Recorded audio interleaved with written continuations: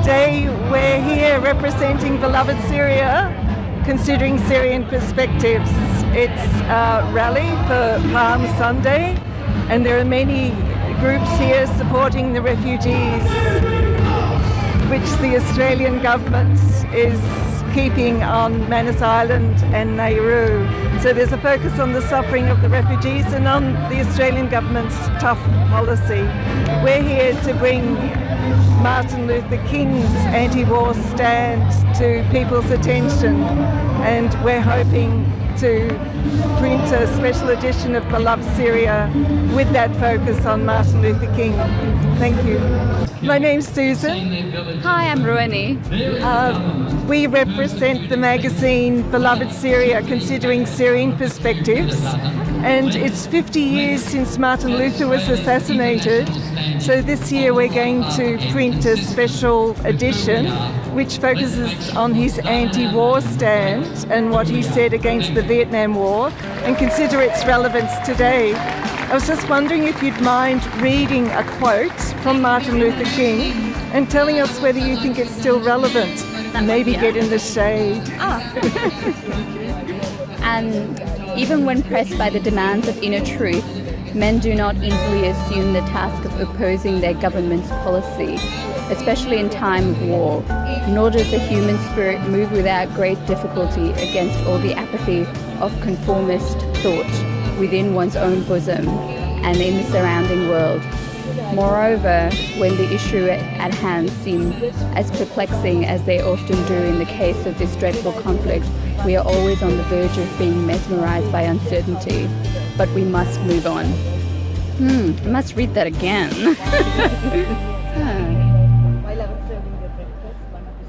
Yeah, it's a hard one, I guess, to oppose what you've grown up with, and there's a lot of sentiments that push towards war. We glorify it, we've got memorials for it, we've got national holidays for it, and as much as I guess, admire people who want to serve their country, I do feel like they're pawns. And it's hard to go against what is widely accepted, but I mean, if I went up to someone and killed them, it's wrong. But if it's in a time of war and I've got a uniform on, it's okay. So we've got to question that, the morals or the ethics behind it, and go, what is really right and wrong, despite what people tell us. So I do agree with the sentiment, but it's really hard, and people are very defensive about it as well, because it makes them have to think about their values, and that's huge. So, I mean, a lot of people, and people are, I think, good, and people want to do good, but it's hard to challenge your own ideas or what you are very fixed on sort of believing. So it's a hard one, but I agree. It's a wonderful response. Yeah. You wouldn't mind writing something for the magazine as well? It can be short, it can be long, whatever. Yeah, why not? Yeah. Give it consideration I'll and have to think about it. Yeah, it would be wonderful. That was such a lovely response. Yeah, well considered. Well, thank you very much. Good work that you guys do. Take it. Oh, okay. My name's Susan Durgam. And I'm Dean Andreas from St Paul's Cathedral. How do you do? How do you do? It's my pleasure to meet you. Yeah. We're here from Beloved Syria, considering Syrian perspectives. It's a magazine, and we're giving special attention to Martin Luther King's anti-war stand, because it's 50 years since he was assassinated, and in that last year of his life, he took a very courageous anti-war stand. I was just wondering, do you believe that Martin Luther King still has something to say to us today? I think so, and I think all the heralds for peace of the past have something to say to us in our own setting. I think the world would be a much unhappier place if we hadn't listened to those prophetic voices of the past. So I think what we can do is take them seriously and begin to act on them. He says a few things, and we've got some of his quotes here. Would you mind reading one of them? There are headings. Taking the sheet, if you don't mind. Sorry, it's so awkward. Taking the sheet, and just read one of them which you think might be of interest to you. Well, here is a quote on humility. We must speak with all the humility that is appropriate to our limited vision, but we must speak. Thank you. It was wonderful to meet you. Lovely to see you again. Thank Good to you. see you. This year we're going to have a special edition because it's 50 years since Martin Luther was killed. Right. And he had a very, very strong anti-war stand. Yes. So we'd like to give some attention to that. Would you like to comment? Do you think it's relevant today? I can't really comment on that one because part of my, I actually genuinely can't, because part of my work is as a chaplain to the ADF. So, Would you like to read what he actually said? yeah, look, I won't because I'll get in strife, but it's something that I think is really important with what he had to say and had to do, and all of his work for peace was fantastic. You would like to read that aloud? That's actually a quote from Martin Luther King. I know. Well, I know. I'm convinced that if we get on the right side of a world revolution, we as a nation must undergo a radical revolution of values. We must rapidly begin the shift from thing-oriented society to a person-oriented society, where machines and computers, profit motives and property rights are considered more important than people. The giant triplets of racism and militarism and economic exploitation are incapable of being conquered. So said Martin Luther King on the 30th of April in 1967. Yeah. Wonderful. Thank you. My name's Susan. Wonder, Where are you from? the Netherlands. Oh, wow. Thank you for coming. Yeah. I was sitting in a library and I didn't even know what's going on, but what is this about? Well, it's Palm Sunday March. Traditionally, there's a Palm Sunday March every year, but it's a little bit bigger, I think, than most years because of people's concern about refugees. Right.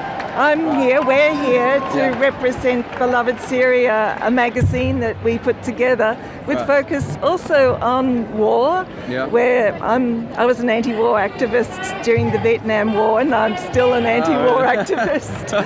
And this is 50 years since Martin Luther King was assassinated.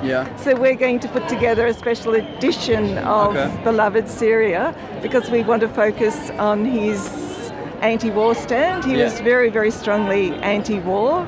And I was just wondering, do you think 50 years after his assassination, his views would still be relevant today? I definitely think so. Like crises like that are still going on everywhere in the world, and like especially I think in Australia with like bad refugee name internationally, and like bad immigration laws and that kind of shit is definitely very important. What about war? Australia tends to follow the US to war, which is what we did in Vietnam and what we're doing now in the Middle East. What about the Netherlands? The Netherlands plays part in every war, but then they're just helping. They're not like, they're just like, it's difficult to explain, but because it's such a small country, we focus on international crises, but more to help than to play a big part, because we're not as big as Australia or the United States. We can't like force that much pressure on the world, but we try to be everywhere and try to help and try to do good, I guess. So you keep your good name without protesting? No, we do protesting definitely, but we're not big enough to have actually to enforce our own ideas on the world, I guess. So. Would you mind reading what Martin Luther King said? Can you read it aloud? I'm convinced that if we are to get on the right side of the world revolution, we as a nation must undergo a radical revolution of values. We must rapidly begin to shift from a thing-oriented society to a person-oriented society. When machines and computers, profit motives and property rights are considered more important than people, the giant triplets of racism, materialism and economic exploitation are incapable of being conquered. Is that still relevant? Yeah, definitely. Oh, it's nice to meet you. Thank you so much. No worries. I'll give you one of our magazines to take back to the Netherlands. Please. Thank you. Special edition. We're just wondering if you believe what he said 50 years ago, 51 years ago, is still relevant today? Well, certainly I don't remember everything he said, but the bits I do remember, having been to his monument not so many years ago in West Washington DC, yes, I think it is very relevant. Yes. We've got a couple of quotes here. Would you mind reading one of them? You can look at this one and I'll get another one out of my bag. Even when pressed by the demands of inner truth, men do not easily assume the task of opposing their government's policy, especially in time of war. Nor does the human spirit move without great difficulty against all the apathy of conformist thought within one's own bosom and in the surrounding world. Moreover, when the issues at hand seem as perplexing as they often do in the case of this dreadful conflict, we're always on the verge of being mesmerised by uncertainty, but we must move on. You said that at the Riverside Church in New York on the 4th of April, exactly 1 year before he was assassinated. Yes. And the address he delivered was titled Beyond Vietnam. So he was looking into the future. Do you think that's still relevant? I think so. I mean, it obviously has to be translated to the current situation, and he was addressing a particular armed conflict. But yes, I think there's still truth in that. At that time, he said America was the greatest purveyor of violence in the world. Do you think that that might be still true? Not sure that I'd necessarily say the greatest. It just depends on our perspective. I think there's some other countries that would be lining up. I'm not sure it's a competition. Who do you represent here? The Uniting Church at Elsternwick. And you've obviously got a stand which supports refugees, which is wonderful. We have a social justice hub that's made up of organisations, various organisations, but it's based at the church, and we run forums and various events, not just related to refugees, but certainly related to refugees, homelessness, etc., etc. Yeah. Would you be interested in having Beloved Syria come and talk to you? Well, that could be a possibility. If you want to give me your details, I can contact you at some point. Yes. Yeah. Thank you. All right.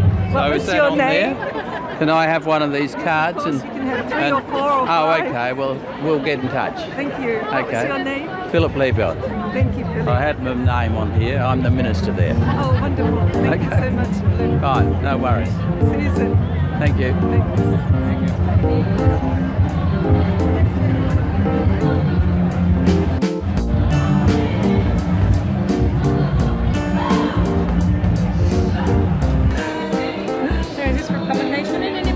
It's for a magazine. It's for a magazine called Beloved Syria, Considering Syrian Perspectives. And we're issuing a special edition. We're going to publish a special edition in 2018. I think he's getting ready. In 2018 to commemorate Martin Luther King's assassination. It's 50 years since he was assassinated, and in that last year of his life he was very anti-war. He took a very courageous anti-war stand. I was just wondering whether you could read one of the quotes from one of his addresses, anyone, you can choose anyone, and just consider whether you think it's still relevant today. Okay, let's have a go. Okay, reading from that last one, we shall overcome. And I have not lost faith. I'm not in despair, because I know that there is a moral order. I haven't lost faith, because the arc of the moral universe is long, but it bends toward justice. I can still sing, "We shall overcome." I don't know about you, but I ain't going to study war no more.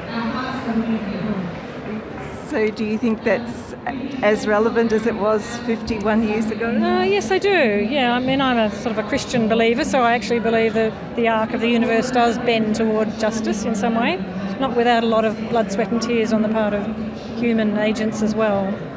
So very relevant, yeah, and I find a lot of his speeches speak very clearly to me. It's lovely to meet you. What was your name? Barbara. Barbara. Oh, thank you. Mine's Susan. Hi, Susan. Can you give me that back? Do you mind if I interview you? Sure, go ahead.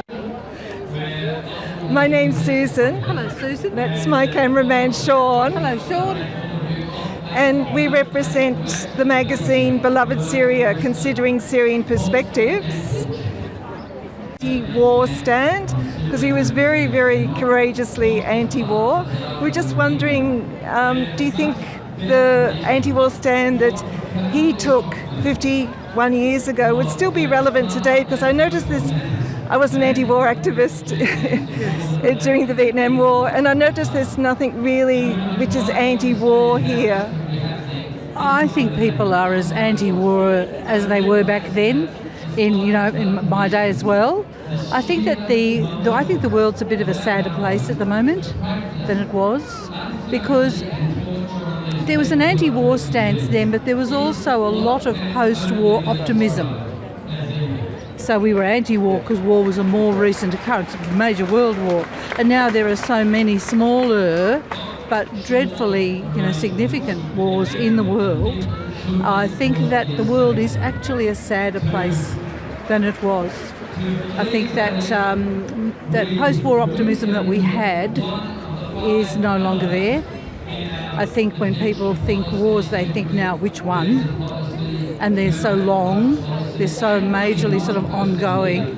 Syria is so sad and so horrid that I think some people are overloaded with grief and find it very difficult to absorb it all. I know some folk who refuse to let their children watch the news because they think it's too much for little people to cope with. I think that there are days when I turn it off too, because I can feel that there's a critical mass rising in me, and I feel a hopelessness, and I don't like that feeling at all. So then it makes me a bit more focused in the people next to me, to help people I can see directly in my local community, and that's helped. It's helped me feel a bit better. So I am helping people who have faces and that I know are in need. So I think it's a bit overwhelming. This sort of, I think about Aleppo, and I think I know it's real, but I can hardly believe it.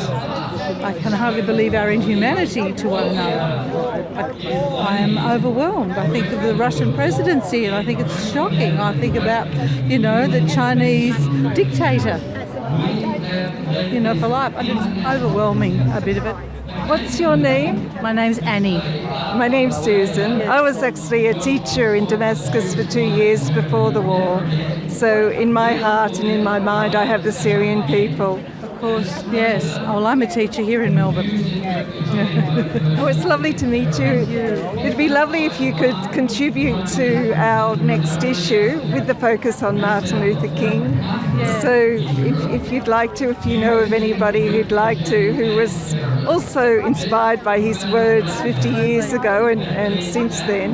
His words and his courage. Yes, he gave his life. Yes, indeed. Thank you, Annie. Nice to meet you.